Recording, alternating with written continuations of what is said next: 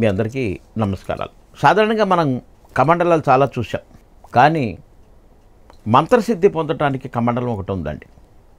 అది అన్ని కమండలాగే గుండ్రంగా ఉంటుంది, దానికి ఒక తొండం కూడా ఉంటుంది. కమండలను పైన పట్టుకుంటాకి మనకి అనిపిస్తుంది, కానీ దీని మూత మరో రకంగా ఉంటుంది. అది ప్యూర్ పంచలోహంలో చేయబడి ఉంటుంది. ఆ కమండలంలో గంగాజలం వేస్తే ఒక అమృతం కింద పనిచేస్తుంది. కమండలంలో మూత పైన ఏం చేస్తారంటే కొంతమంది గింజలని పెట్టుకుంటారు, బియ్యం కానీ అక్షంతలు కానీ, లేదా మిరియపు గింజలు, శత్రువు కోసం చేసే మిరియపు గింజలు కానీ పట్టుకుంటారు.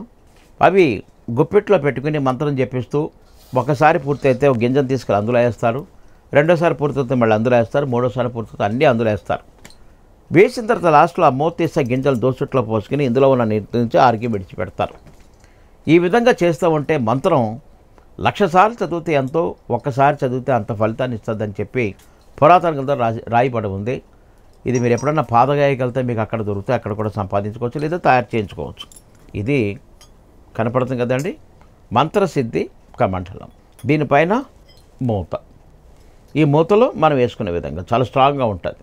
దీంట్లో గంగాజలం పోసి మూత పెట్టేస్తారు, ఇలా పెట్టుకుంటారు.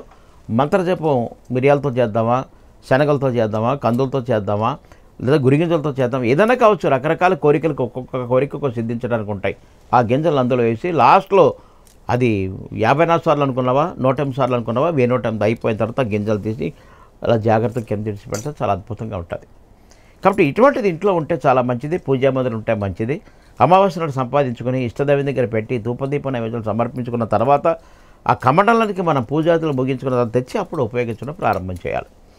ఇలాంటి అంశాలు ఇంకా తెలుసుకోవాలనుకుంటే మీరు మరి నాచే రాయబడిన తాంత్రిక ప్రపంచం, తాంత్రిక మర్మాలు, తాంత్రిక నిధి అనే పుస్తకాలు తెప్పించుకోవాలండి. అందులో ఇటువంటి అంశాలు చాలా ఉన్నాయి.